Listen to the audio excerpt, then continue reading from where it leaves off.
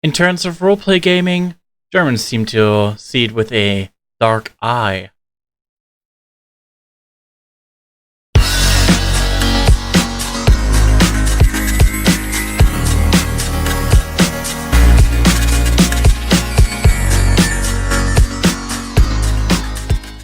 It is Tabletop Tuesday, and today we want to talk about Germany's most beloved roleplay game and pen and paper, The Dark Eye.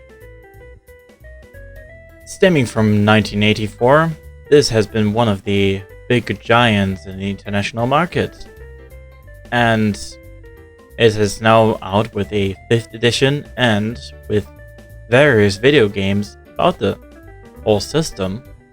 Today, we want to focus more on the 4th edition, as I grew up with it and it is a more stable edition of the franchise.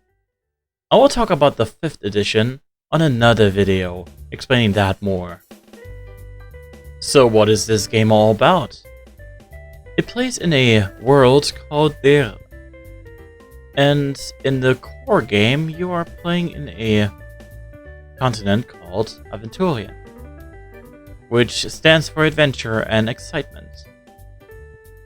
On that continent, it is shaped by 12 different gods, and even the 13th one that opposes everything, and demons coming along with it. And the different folks that are in there, counting the humans, the elves, the dwarves, orcs, a lizard people called Achas, and even trolls and ogres. And you, my friend, you are just in the center of all of it. You are a peasant, a beggar, a simple civilian, a nobleman, a magician, a fighter, a thief, a merchant, or maybe even a cleric within one of these gods, who is wandering about the world and is trying to survive his own skin while he's facing all these different creatures that are lurking around. It has a similar deep career system as Warhammer, even though it is not separated in different levels of the career, but you have a bigger variety. You can basically play everything that you like to do. And it is coupled with the ability to play with many different races. As I already said, you can play a human of different regions. You can play an orc, goblin, a dwarf, an ogre, a troll, these Achas people, and many more. You have a lot of opportunities to just do your shenanigans. Oh, did I mention magic? Yeah, magic is also part of this game. But instead of the normal magic that you would know from other systems, it is actually not that... Well, it is powerful. Like, you don't want to stand in a wizard's way, and no chance. But it is also comes in many varieties. Like, you have witches, you have your druids, you have your scholars, magicians, you have all of them. But it is not as, let's say, Aventurien is a bit different about that. I mean, there are different mage types and ways to become a magician. Like, you have your witches, you have your druids, your scholar magicians, you have even perverted versions that are dealing with demon magic. But in the end, a magician is not that, let's say, common as the normal people.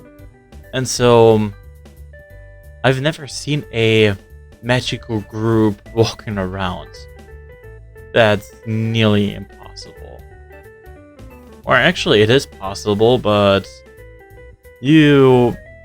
I wouldn't recommend it. To play the game, you just need a d20 and at least a d6. That's actually most of the dice that you need.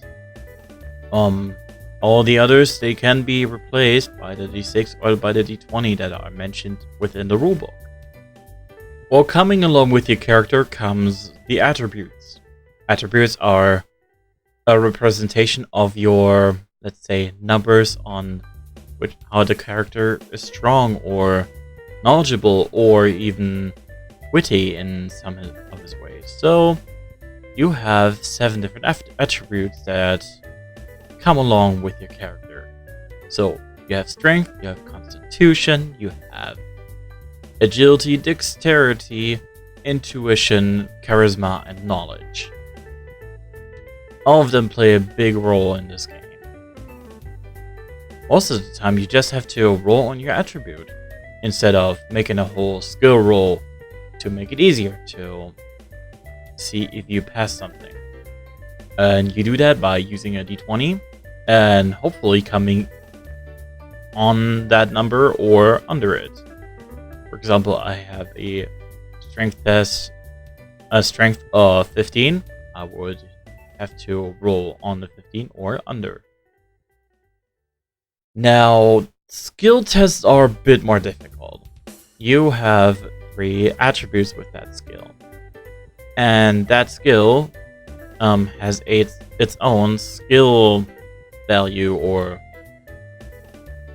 skill number that you need to reach on. Well, not reach on, but that you have available for your skill roll. Now, with this skill, there comes 3 attributes. Same like the attribute test that I mentioned before. You have to roll on each of these attributes. If you go under or on the same amount as the attribute, you pass the test. If you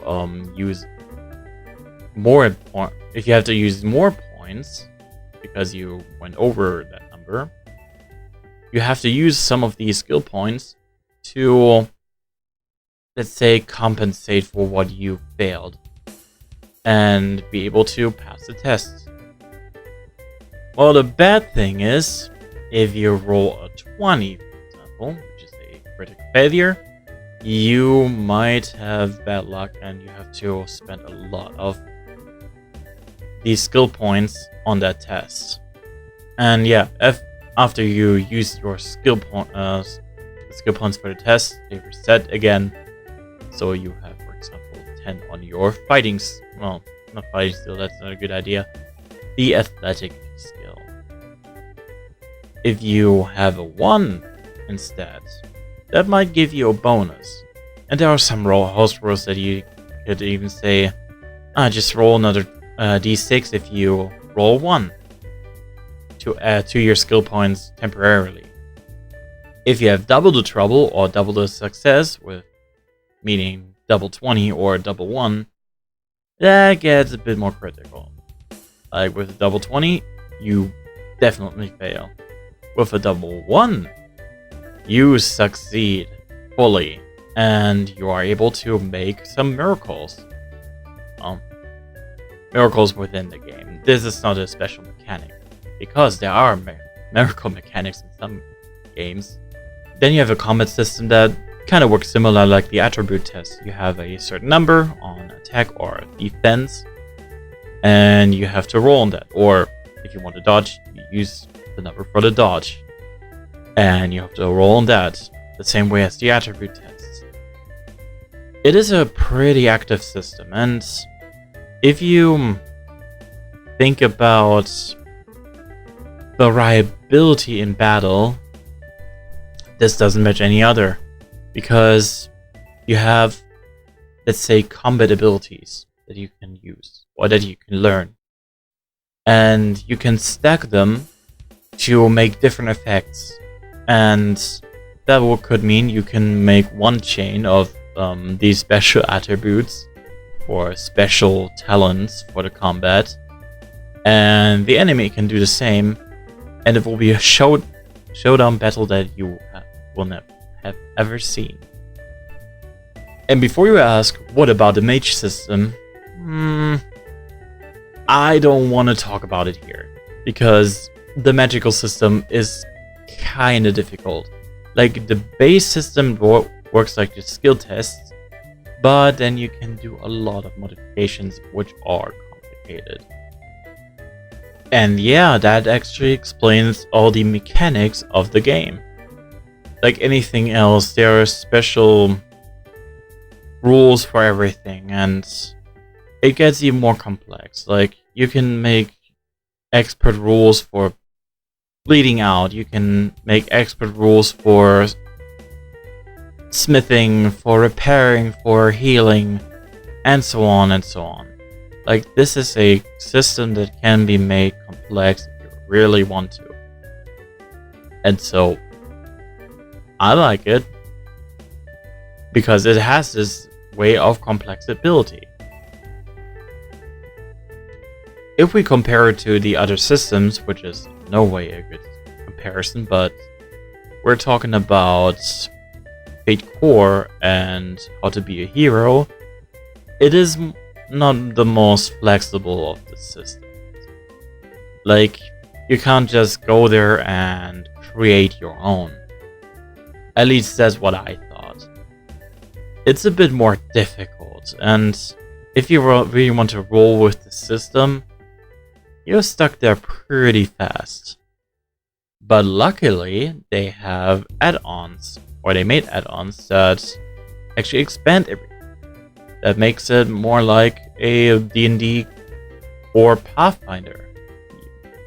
You have a world, or a continent, that is called Miranor, which they made into a whole set of books just for that. And there you have all the magical creatures. You have even more races than you already have in Aventurien, and you have the ability to have a bit of a great magical adventure.